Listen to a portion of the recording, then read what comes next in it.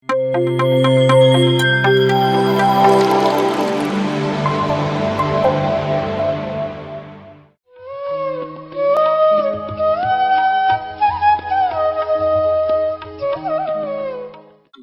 ಸರ್ವಲೋಕಾನಾಂ ಭಿಷಜೇ ಭವರೋಗಿಣಾಂ ನಿಧಯೇ ಸರ್ವವಿದ್ಯಾನಾಂ ದಕ್ಷಿಣಾಮೂರ್ತಯೇ ನಮಃ.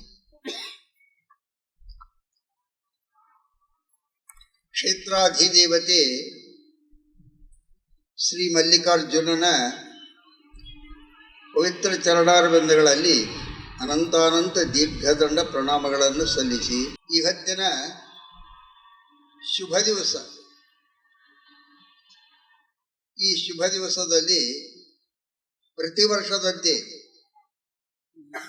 ಶ್ರೀ ಮಲ್ಲಿಕಾರ್ಜುನ ಪಿರಾಮಿಡ್ ಧ್ಯಾನ ಕೇಂದ್ರ ಸುಕ್ಷೇತ್ರ ಶಂಕರಹಟ್ಟಿ ಈ ಕಾರ್ಯಕ್ರಮದ ಪ್ರತಿಷ್ಠಾಪನೆಯ 5ನೇ ವರ್ಷದ ಶುಭ ಸಮಾರಂಭದಲ್ಲಿ ಈ ಯಾವ ದಿವ್ಯವಾದ ಭವ್ಯವಾದಂಥ ಕಾರ್ಯಕ್ರಮದ ವೇದಿಕೆಯ ಮೇಲೆ ಆಸೀನರಾಗಿರತಕ್ಕಂಥ ಪರಮ ಪೂಜ್ಯ ಸದ್ಗುರು ಶ್ರೋತ್ರಿಯ ಬ್ರಹ್ಮನಿಷ್ಠ ಪರಮಾನಂದವಾಡಿಯ ಬ್ರಹ್ಮಾನಂದ ಅಪ್ಪಾಜಿಯವರ ಮಠಾಧೀಶರಾಗಿರತಕ್ಕಂಥ ಅಭಿನವ ಬ್ರಹ್ಮಾನಂದ ಮಹಾಸ್ವಾಮಿಗಳವರ ಚರಣ ಕಮಲಗಳಲ್ಲಿ ಅನಂತಾನಂತ ದೀರ್ಘದಂಡ ಪ್ರಣಾಮಗಳನ್ನು ಸಲ್ಲಿಸಿ, ಅದರಂತೆ ನಮ್ಮ ಊರಿನ ಎಲ್ಲರೂ ಈ ಭವ್ಯವಾದಂತಹ ಮಂದಿರವನ್ನು ನಿರ್ಮಾಣ ಮಾಡಲಿಕ್ಕೆ ತನುಮನಗಳಿಂದ ಎಲ್ಲರೂ ಕೂಡ ಇದಕ್ಕೆ ಕಾರಣಕರ್ತರಾಗಿರ್ತಕ್ಕಂಥ ಸಕಲರಿಗೂ ಕೂಡ ವಂದನೆಗಳನ್ನು ಸಮರ್ಪಿಸಿ ಇಲ್ಲಿ ಕೂಡಿರತಕ್ಕಂಥ ಈ ಭವ್ಯವಾದಂಥ ಕಾರ್ಯಕ್ರಮದಲ್ಲಿ ಪೂಜ್ಯರ ಆಶೀರ್ವಾದ ರೂಪ ವಚನಗಳನ್ನು, ಇಲ್ಲಿ ಕೂಡಿರ್ತಕ್ಕಂಥ ಸಕಲ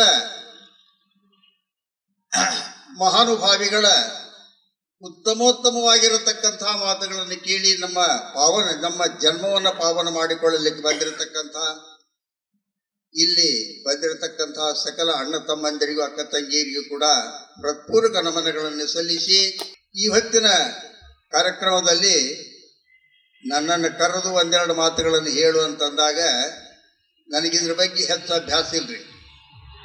ಆದರೂ ಕೂಡ ಸದ್ಗುರುನಾಥ ಯಾವ ರೀತಿ ಪ್ರೇರಣೆ ಮಾಡ್ತಾ ಇದ್ದಾನೆ ಒಂದೆರಡು ಮಾತುಗಳನ್ನು ಹೇಳಲಿಕ್ಕೆ ಪ್ರಯತ್ನ ಮಾಡ್ತಾ ಇದ್ದ.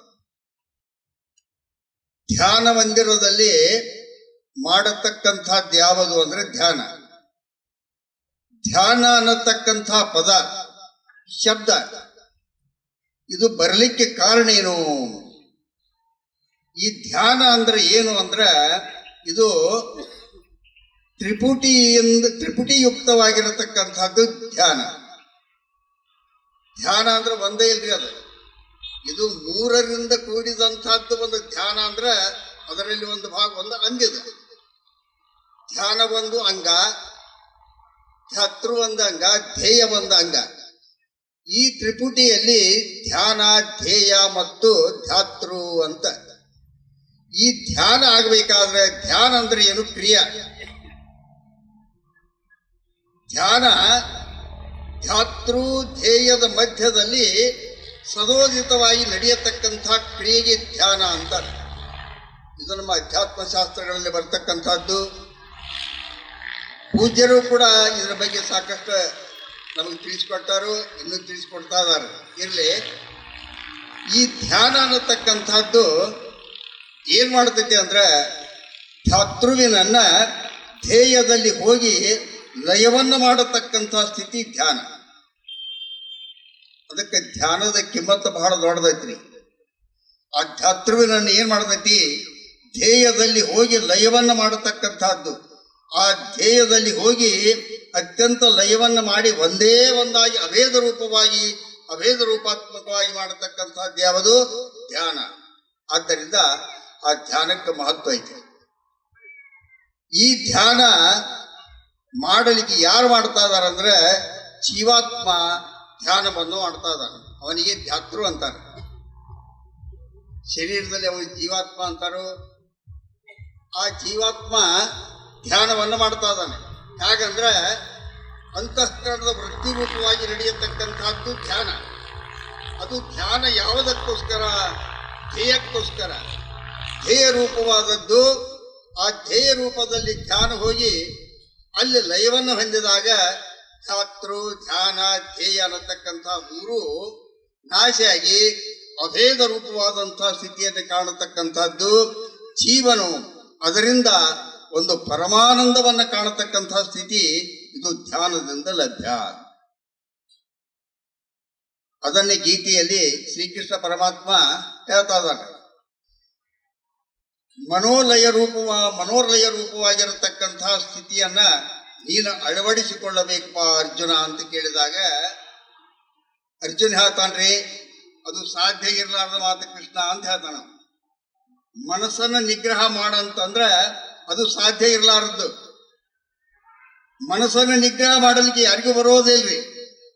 ಯಾಕೆ ಬರುವುದಿಲ್ಲ ಅಂತ ಕೇಳಿದ್ರೆ, ಮನಸ್ಸು ವಾಯು ತತ್ವದಿಂದ ಉತ್ಪನ್ನ ಆಗಿತ್ತು, ಗಾಳಿ ತತ್ವದಿಂದ ಉತ್ಪನ್ನ ಆದ್ದರಿಂದ ಮನಸ್ಸನ್ನು ನಿಗ್ರಹ ಮಾಡಲಿಕ್ಕೆ ಸಾಧ್ಯ ಇಲ್ಲ. ಸದಾವ ಕಾಲದಲ್ಲಿ ಚಂಚಲಾತ್ಮಕ ರೂಪವಾಗಿರ್ತಕ್ಕಂಥದ್ದು ಮನಸ್ಸು.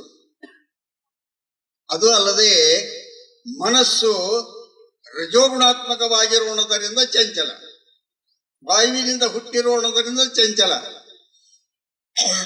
ಆದ್ದರಿಂದ ಇಲ್ಲಿ ಸತ್ವಗುಣಾತ್ಮಕವಾದದ್ಯಾವುದು?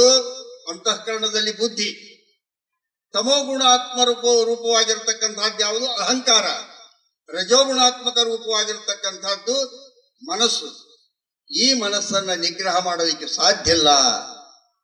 ಕೃಷ್ಣ ನೀ ಏನ ಹೇಳ ಕೂಡ ಗಾಳಿಯನ್ನು ಹಿಡಿದು ಕಟ್ಟಂದ್ರೆ ಕಟ್ಟಬಹುದು, ಸಮುದ್ರವನ್ನ ಪಾನ ಮಾಡಂದ್ರೆ ಕುಡಿಬಹುದು, ಮೇರು ಪರ್ವತವನ್ನು ಎತ್ತಂದ್ರೆ ಎತ್ತಬಹುದು.